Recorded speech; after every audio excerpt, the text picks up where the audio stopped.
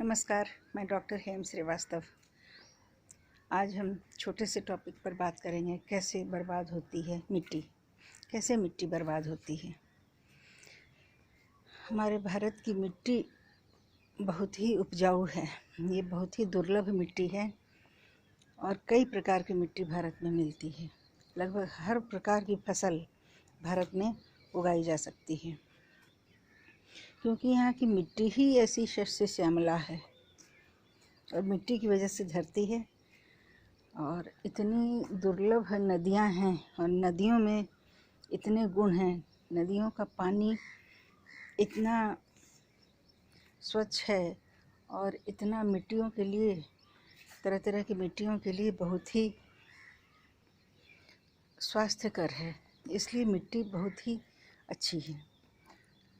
लेकिन हम जैसा समाचारों में देखते हैं, जैसा हम एनालिसिस देखते हैं कि भारत में काफ़ी मिट्टी बर्बाद भी हो रही है। तरह तरह के कारण सामने आते हैं। बहुत बार मिट्टी के चलते ही फसलें भी बर्बाद हो जा रही हैं। तो क्या कारण है, क्यों बर्बाद होती है मिट्टी या क्यों बिगड़ती है मिट्टी? मिट्टी का स्वभाव आखिर कैसे नष्ट हो जाता है, कैसे बर्बाद होता है? तो हम इसके कुछ प्रमुख कारण देखेंगे। पहला कारण है सलाइनिटी, यानी कि तरह तरह के लवणों का आ जाना, सॉल्ट्स का मिट्टी में आ जाना। तो ये कैसे आता है? ज़्यादातर ये समुद्र से चला आता है। तो समुद्र कुछ उठान पर है, जैसा कि हम बराबर ही चर्चा करते हैं। ग्लोबल वार्मिंग के कारण समुद्र ऊंचा उठ रहा है, ग्लेशियर पिघल रहे हैं। समुद्र के ऊंचे जाने के कारण समुद्र का जो नमकीन पानी है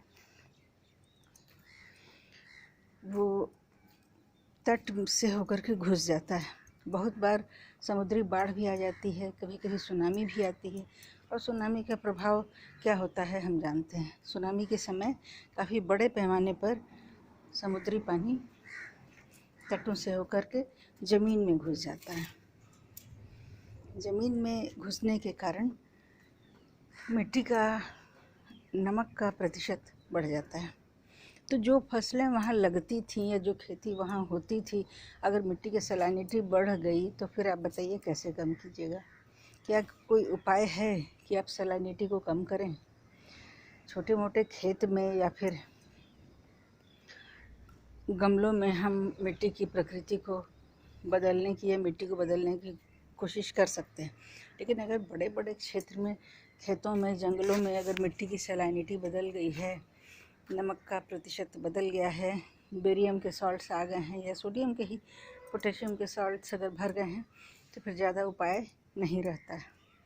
तो ऐसी स्थिति में मिट्टी में लगभग स्थायी रूप से परिवर्तन आ जाता है, स्थायी रूप से परिवर्तन आ जाता है। तो वैसे में हमें फसलों की प्रकृति बदलनी पड़ेगी। जो फसलें होती थीं वो अब नहीं होंगी। अगर हम मिट्टी में सुधार ना कर पाए तो फिर इस मिट्टी को पुराने तरीके से देखें तो उस हिसाब से ये बर्बाद हो जाती है। दूसरा कारण हम देखें, मिट्टी का क्षरण या मिट्टी का इरोजन, सॉइल इरोजन या अपरदन।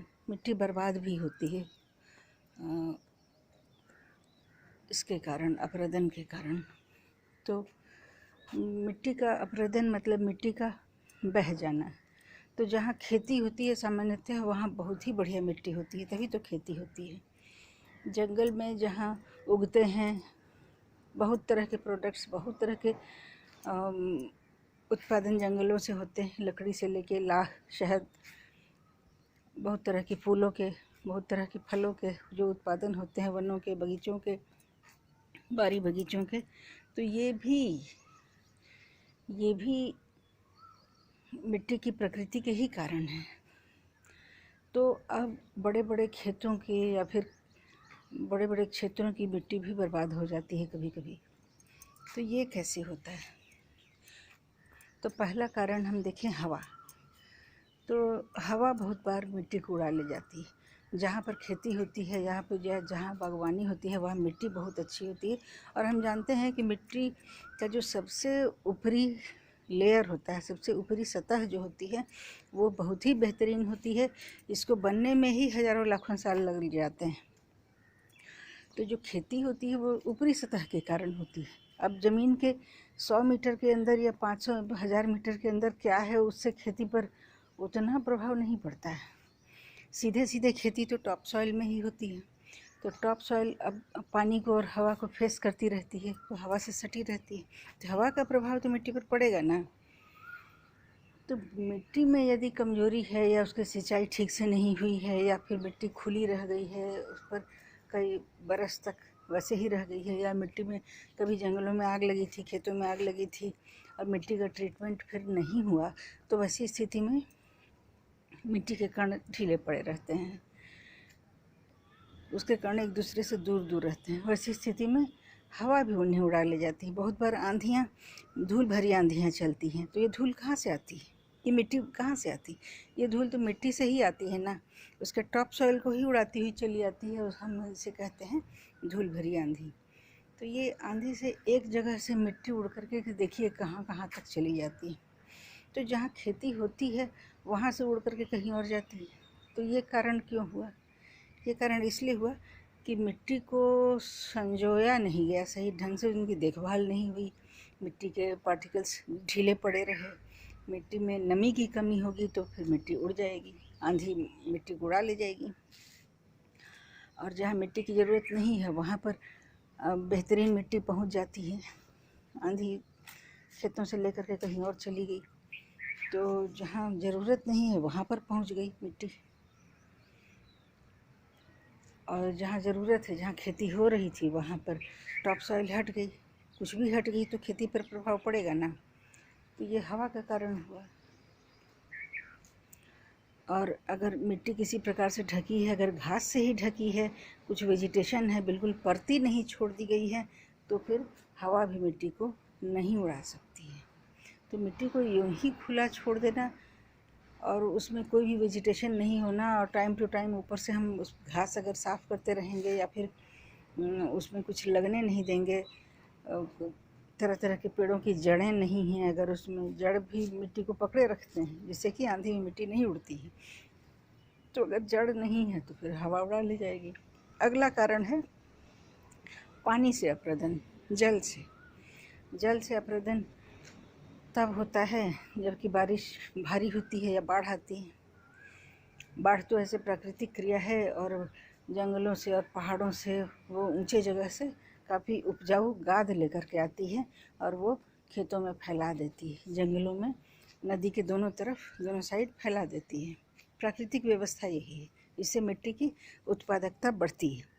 परंतु सामान्यतः होता क्या है कि जब बाढ़ आती है तो वो गाद तो क्या लाएगी, नदियों में हमने बांध बना रखे हैं, ये नदियों का दूसरा उपयोग कर लिया है।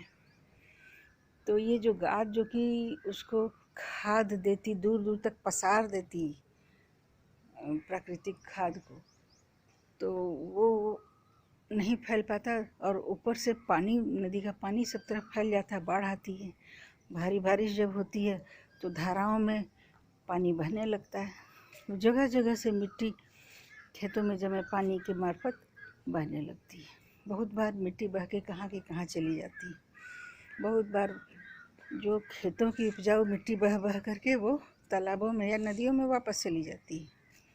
तो अब बताइए, नदियों में मिट्टी की क्या उपयोगिता है? कुछ नहीं। तालाबों में क्या है? कुछ नहीं। ज़रूरत है खेतों में, वहाँ की मिट्टी तो बह के जा रही है, इधर से बह के उधर जा रही है। तो ये टॉप सॉइल, मिट्टी की जो सबसे ऊपरी सतह है टॉप सॉइल, वो तो यहाँ भी बह के जा रही है, टॉप सॉइल हट रहा है, तो इससे भी मिट्टी बर्बाद होती है। अगला कारण है मिट्टी का रासायनिक treatment, chemical treatment of soil. हम लोग मिट्टी को केमिकली बहुत बार ट्रीट करते हैं, उसमें कीड़े न रहें, उसमें चूहे न रहें, उसमें अर्थवर्म न रहें, केचुए न रहें, या अन्य किसी प्रकार के फंगस के डर से, या अन्य कारणों से मिट्टी में बहुत बार केमिकल ट्रीटमेंट होता है। हम उसमें रासायनिक दवाएं डालते हैं। आवश्यकता भर रासायनिक दवाएं तो बाध्यता है, लेकिन कभी कभी बहुत ज़्यादा रासायनिक दवाएं पड़ती हैं। इससे मिट्टी बायोलॉजिकल रूप से या जैविक रूप से मृत हो जाती है, डेड हो जाती है, अगर बहुत ज़्यादा ट्रीटमेंट हो गया मिट्टी का तब।